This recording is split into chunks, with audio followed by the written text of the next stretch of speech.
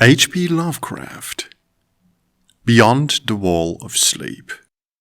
Narrated by Howard King. I have an exposition of sleep come upon me, by William Shakespeare. I have frequently wondered if the majority of mankind ever pause to reflect upon the occasionally titanic significance of dreams, and of the obscure world to which they belong. Whilst the greater number of our nocturnal visions are perhaps no more than faint and fantastic reflections of our waking experiences, Freud, to the contrary, with his puerile symbolism, there are still a certain remainder whose mundane and ethereal character permits of no ordinary interpretation, and whose vaguely exciting and disquieting effect suggests possible minute glimpses into a sphere of mental existence no less important than physical life, yet separated from that life by an all but impassable barrier. From my experience, I cannot doubt but that man, when lost to terrestrial consciousness, is indeed sojourning in another and uncorporeal life of a far different nature from the life we know, and of which only the slightest and most indistinct memories linger after waking. From those blurred and fragmentary memories we may infer much, yet prove little. We may guess that in dreams, life, matter and vitality, as the earth knows such things, are not necessarily constant, and that time and space do not exist as our waking selves comprehend them. Sometimes I believe that this less material life is our truer life, and that our vain presence on the terraqueous globe is itself the secondary or merely virtual phenomenon. It was from a youthful reverie filled with speculations of this sort that I arose one afternoon in the winter of 1901, went to state psychopathic institution in which I served as an intern, was brought the man whose case has ever since haunted me so unceasingly. His name, as given on the records, was Joe Slater, or Slater, and his appearance was that of the typical denizen of the Catskill Mountain region. One of those strange, repellent scions of a primitive colonial peasant stock whose isolation for nearly 3 centuries in the hilly fastnesses of a little-travelled countryside has caused them to sink to a kind of barbaric degeneracy, rather than advance with their more fortunately placed brethren of the thickly settled districts. Among these odd folk, who correspond exactly to the decadent element of white trash in the South, law and morals are non-existent, and their general mental status is probably below that of any other section of the Native American people. Joe Slater, who came to the institution in the vigilant custody of 4 state policemen, and who was described as a highly dangerous character, certainly presented no evidence of his perilous disposition when I first beheld him. Though well above the middle stature, and of somewhat brawny frame, he was given an absurd appearance of harmless stupidity by the pale, sleepy blueness of his small watery eyes, the scantiness of his neglected and never-shaven growth of yellow beard, and the listless drooping of his heavy nether lip.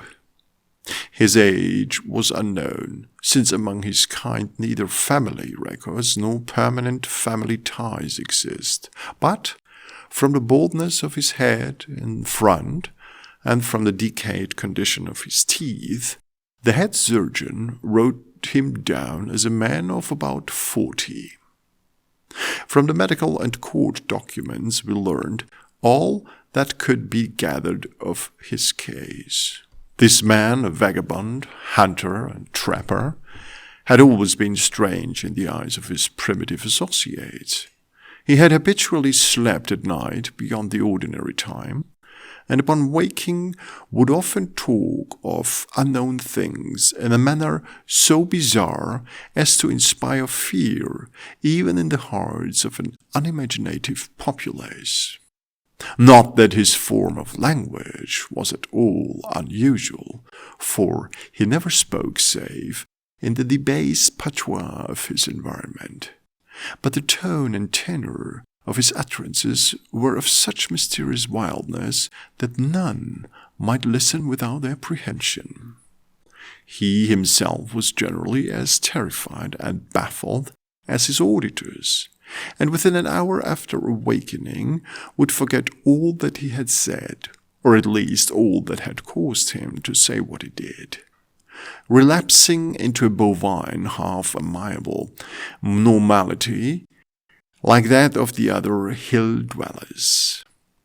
As Slater grew older, it appeared his matutinal aberrations had gradually increased in frequency and violence, till about a month before his arrival at the institution had occurred the shocking tragedy which caused his arrest by the authorities. One day near noon, after profound sleep begun in a whiskey debauch, at about 5 of the previous afternoon, the man had roused himself most suddenly, with ululations so horrible and unearthly that they brought several neighbors to his cabin, a filthy sty where he dwelt with a family as indescribable as himself. Rushing out into the snow, he had flung his arms aloft and commenced a series of leaps directly upward in the air, the while shouting his determination to reach some big cabin with brightness and roof and walls of floor, and the loud queer music far away. As 2 men of moderate size sought to restrain him, he had struggled with maniacal force and fury, screaming of his desire and need to find a kill, a certain thing that shines and shakes and laughs. At length, after temporarily felling one of his detainers with a sudden blow, he had flung himself upon the other in a demonic ecstasy of bloodthirstiness, shrieking fiendishly that he would jump high in the air and burn his way through anything that stopped him. Family and neighbors had now fled in a panic, and when the more courageous of them returned, Slater was gone, leaving behind an unrecognizable pulp-like thing that had been a living man but an hour before. None of the mountaineers had dared to pursue him, and it is likely that it would have welcomed his death from the cold. But when several mornings later they heard his screams from a distant ravine, they realized that he had somehow managed to survive, and that his removal in one way or another would be necessary. Then had followed an armed searching party, whose purpose, whatever it may have been originally, became that of a sheriff's posse, after one of the seldom popular state troopers had by accident observed, then questioned, and finally joined the seekers. On the 3rd day, Slater was found unconscious in the hollow of a tree and taken to the nearest gaol, where alienists from Albany examined him as soon as his senses returned. To them he told a simple story. He had, he said, gone to sleep one afternoon about sundown after drinking much liquor. He had awaked to find himself standing bloody-handed in the snow before his cabin, the mangled corpse of his neighbor Peter Slater at his feet. Horrified, he had taken to the woods in a vague effort to escape from the scene of what must have been his crime. Beyond these things he seemed to know nothing, nor could he expert questioning of his interrogators bring out a single additional fact. That night Slater slept quietly, and the next morning he wakened with no singular feature save a certain alteration of expression. Dr. Barnard, who had been watching the patient, thought he noticed in the pale blue eyes a certain gleam of peculiar quality, and in the flaccid lips an all but imperceptible tightening, as if of intelligent determination. But when questioned, Slater relapsed into the habitual vacancy of the mountaineer, and only reiterated what he had said on the preceding day. On the third morning occurred the first of the man's mental attacks. After some show of uneasiness in sleep, he burst forth into a frenzy so powerful that the combined efforts of 4 men were needed to bind him in a straitjacket. The alienists listened with keen attention to his words, since their curiosity had been aroused to a high pitch by the suggestive yet mostly conflicting and incoherent stories of his family and neighbors. Slater raved for upward of 15 minutes, babbling in his backwoods dialect of great edifices of light, oceans of space, strange music, and shadowy mountains and valleys. But most of all did he dwell upon some mysterious blazing entity that shook and laughed and mocked at him. This vast, vague personality seemed to have done him a terrible wrong, and to kill it in triumphant revenge was his paramount desire. In order to reach it, he said he would soar through abysses of emptiness, burning every obstacle that stood in his way. Thus ran his discourse, until with the greatest suddenness he ceased. The fire of madness died from his eyes, and in dull wonder he looked at his questioners and asked why he was bound. Dr. Barnard unbuckled the leathern harness and did not restore it till night, when he succeeded in persuading Slater to don it of his own volition for his own good. The man had now admitted that he sometimes talked queerly, though he knew not why. Within a week, 2 more attacks appeared, but from them the doctors learned little. On the source of Slater's visions they speculated at length, for since he could neither read nor write, and had apparently never heard a legend of fairy tale, his gorgeous imagery was quite inexplicable.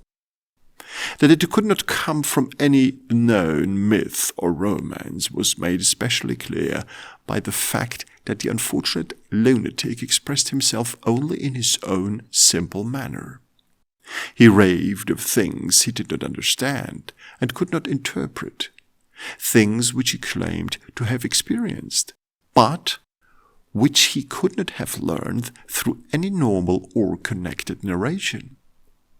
The alienists soon agreed that abnormal dreams were the foundation of the trouble. Dreams whose vividness could for a time completely dominate the waking mind of his basically inferior man. With due formality, Slater was tried for murder, acquitted on the ground of insanity, and committed to the institution wherein I held so humble a post.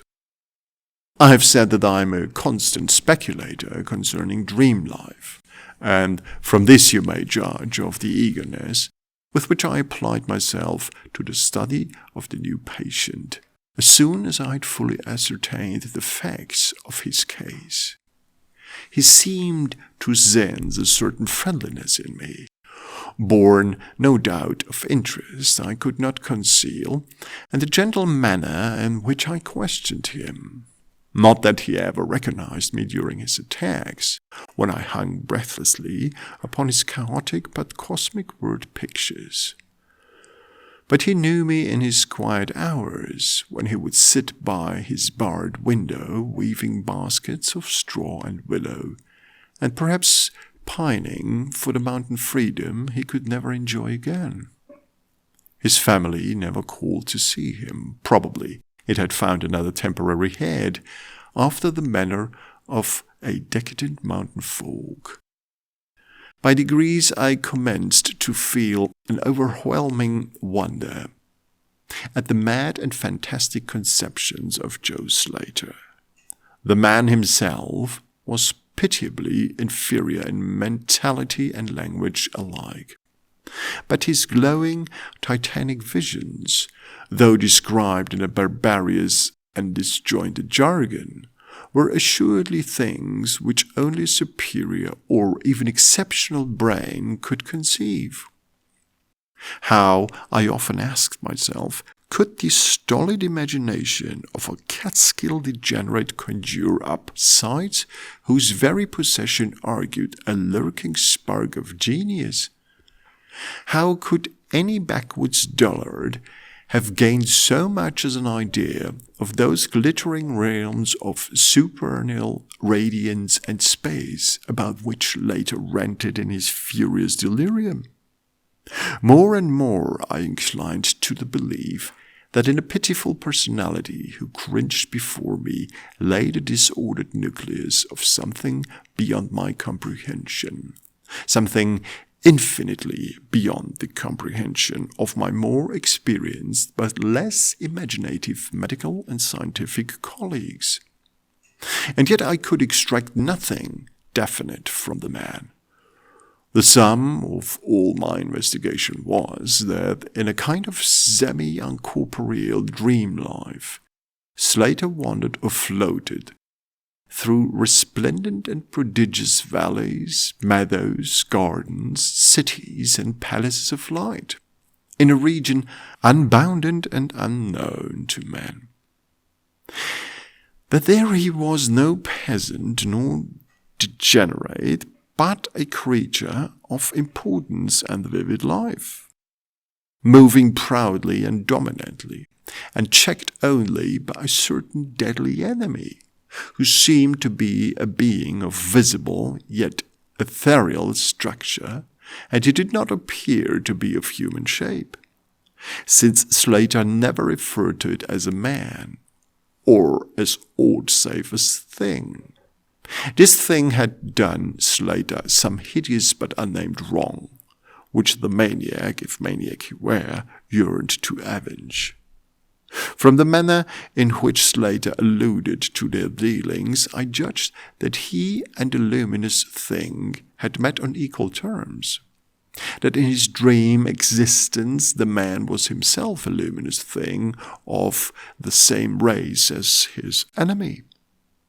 This impression was sustained by his frequent references to flying through space and burning all that impeded his progress. Yet these conceptions were formulated in rustic words, wholly inadequate to convey them, a circumstance which drove me to the conclusion that if a true dream world indeed existed, oral language was not its medium for the transmission of thought. Could it be that the dream soul inhabiting this inferior body was desperately struggling to speak things which the simple and halting tongue of dullness could not utter? Could it be that it was face to face with intellectual emanations which would explain the mystery if I could but learn to discover and read them? I did not tell the older physicians of these things, for middle age is skeptical, cynical, and disinclined to accept new ideas. Besides, the head of the institution had but lately warned me in his paternal way that I was overworking, that my mind needed a rest. It had long been my belief that human thought consists basically of atomic or molecular motion, convertible into either waves of radiant energy like heat, light, and electricity. This belief had early led me to contemplate the possibility of telepathy or mental communication by means of suitable apparatus, and I had in my college days prepared a set of transmitting and receiving instruments, somewhat similar to the cumbrous devices employed in wireless telegraphy at that crude pre-radio period. These I had tested with a fellow student, but achieving no result, had soon packed them away with other scientific odds and ends for possible future use. Now, in my intense desire to probe into the dream life of Joe Slater, I sought these instruments again, and spent several days in repairing them for action. When they were complete, once more I missed no opportunity for their trial. At each outburst of Slater's violence, I would fit the transmitter to his forehead and the receiver to my own, constantly making delicate adjustments for various hypothetical wavelengths of intellectual energy. I had but little notion of how the thought impressions would, if successfully conveyed, arouse an intelligent response in my brain, but I felt certain that I could detect and interpret them. Accordingly, I continued my experiments, though informing no one of their nature. It was on the 21st of February, 1901, that the thing finally occurred. As I look back across the years, I realize how unreal it seems, and sometimes half wonder if old Dr. Fenton was not right when he charged it all to my excited imagination. I recall that he listened with great kindness and patience when I told him, but afterward gave me a nerve powder and arranged for the half-year's vacation, on which I departed the next week.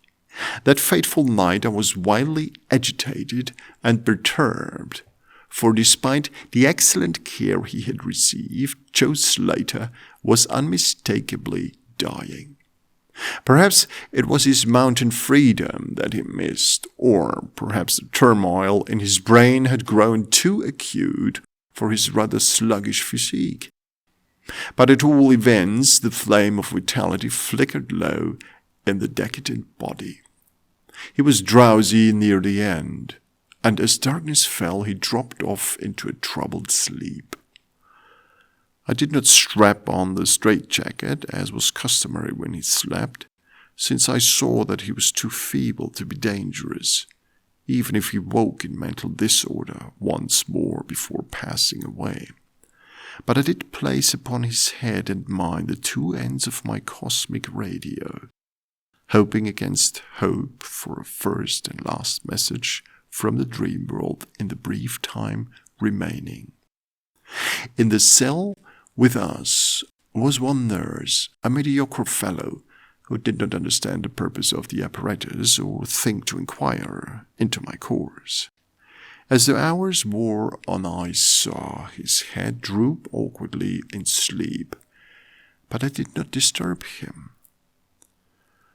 I myself, lulled by the rhythmical breathing of the healthy and the dying man, must have nodded a little later. The sound of weird lyric melody was what aroused me. Chords, vibrations, and harmonic ecstasies echoed passionately on every hand, while on my ravished sight burst the stupendous spectacle of ultimate beauty. Walls, columns, and architraves of living fire blazed effulgently around the spot where I seemed to float in air, extending upward to an infinitely high-vaulted dome of indescribable splendor.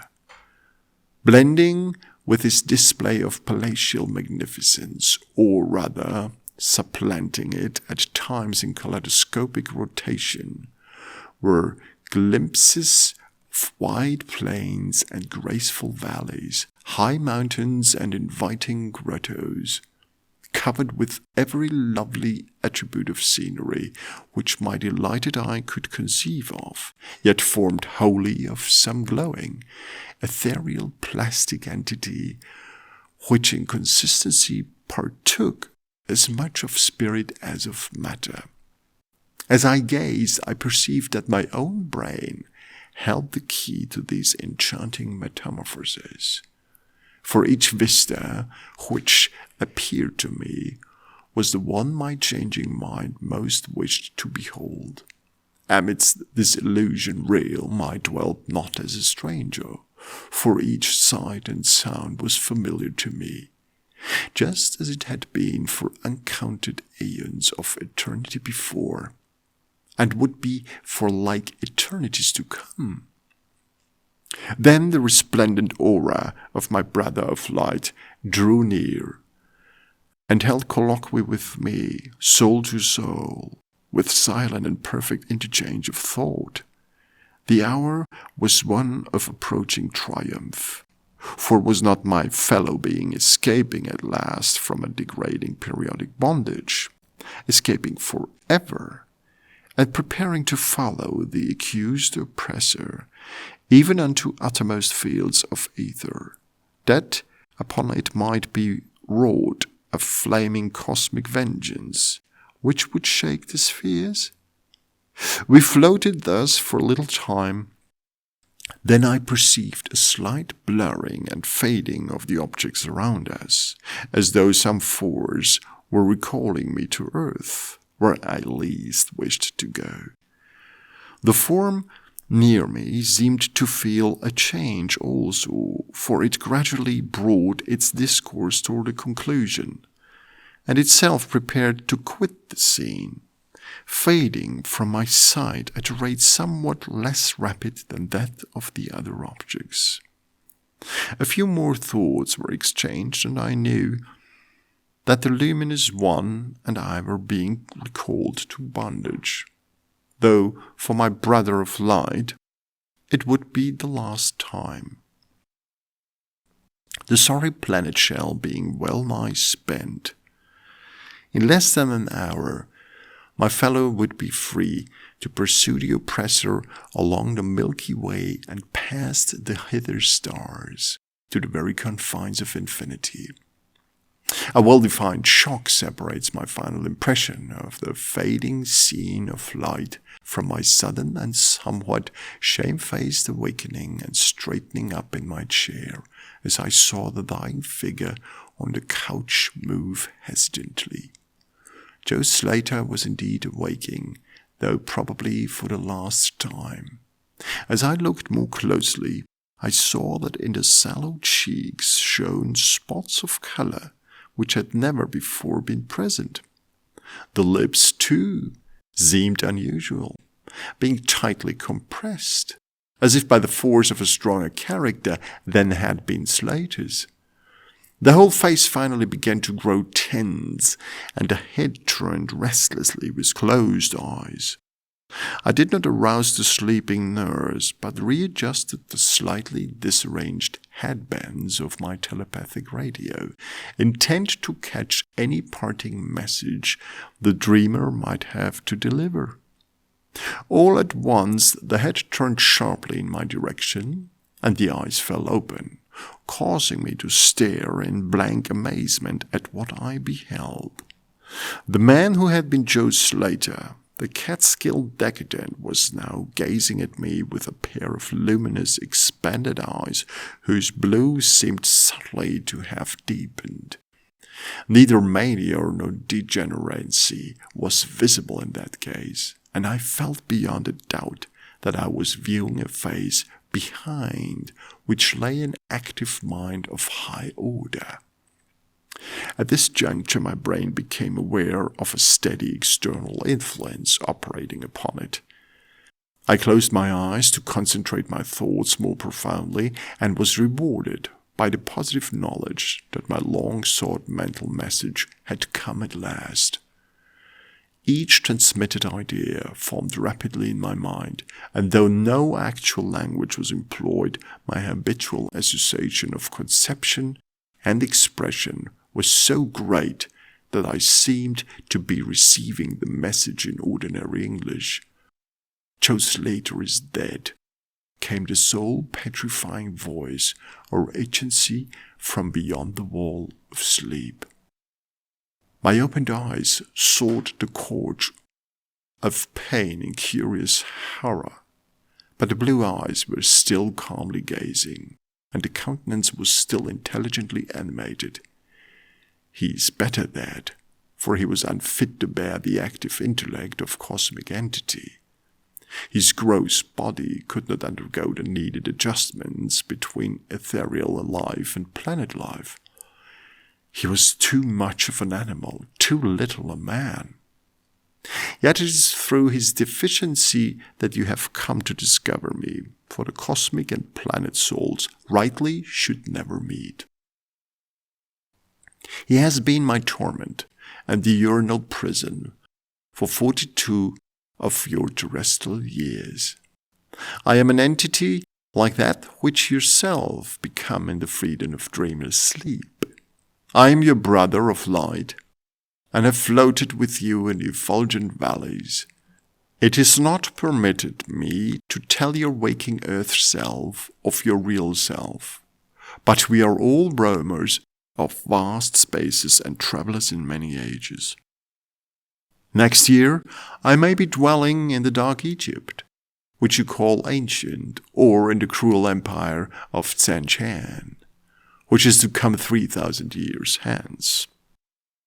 You and I have drifted to the worlds that reel about the red Arcturus, and dwelt in the bodies of the insect philosophers that crawl proudly over the fourth moon of Jupiter. How little does the earth self know of life and its extent, how little indeed ought it to know for its own tranquillity. Of the oppressor I cannot speak. You on earth have unwittingly felt its distant presence, you who without knowing idly gave to its blinking beacon the name of Algol, the demon star. It is to meet and conquer the oppressor that I have vainly striven for eons, held back by bodily encumbrances. Tonight I go as a nemesis bearing just and blazingly cataclysmic vengeance. Watch me in the sky close by the demon star. I cannot speak longer, for the body of Joe Slater grows cold and rigid, and the coarse brains are ceasing to vibrate as I wish. You have been my friend in the cosmos, you have been my only friend on this planet.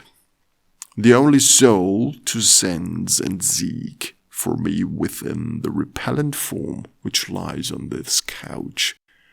We shall meet again, perhaps in the shining mists of Orion's sword, perhaps on a bleak plateau in the prehistoric Asia. Perhaps in unremembered dreams tonight, perhaps in some other form an aeon hence, when the solar system shall have been swept away. At this point the thought waves abruptly ceased, and the pale eyes of the dreamer, or can I say dead man, commenced to glaze fishily. In a half stupor, I crossed over to the couch and felt of his wrist, but found it cold, stiff, and pulseless.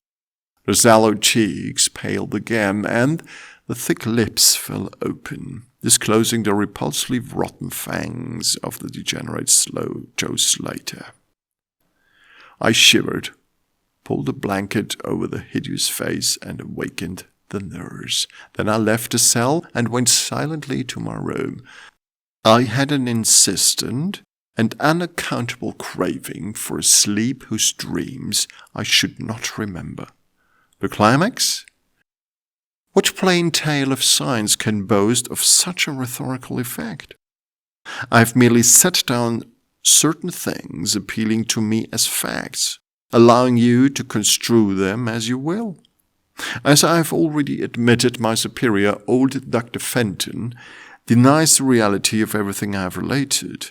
He vows that I was broken down with nervous strain and badly in need of the long vacation on full pay, which he so generously gave me. He assures me on his professional honor that Joe Slater was but a low-grade paranoiac, whose fantastic notions must have come from the crude hereditary folk tales which circulate in even the most decadent communities. All this he tells me, yet I cannot forget what I saw in the sky on the night after Slater died. Lest you think me a biased witness, another pen must add his final testimony, which may perhaps supply the climax you expect. I will quote the following account of the star nova per se, verbatim, from the pages of that eminent astronomical authority, Professor Garrett Serviss. On February 22, 1901, a marvelous new star was discovered by Dr. Anderson of Edinburgh, not very far from Algol. No star had been visible at that point before. Within 24 hours, the stranger had become so bright that it outshone Capella. In a week or two, it had visibly faded, and in the course of a few months, it was hardly discernible with the naked eye.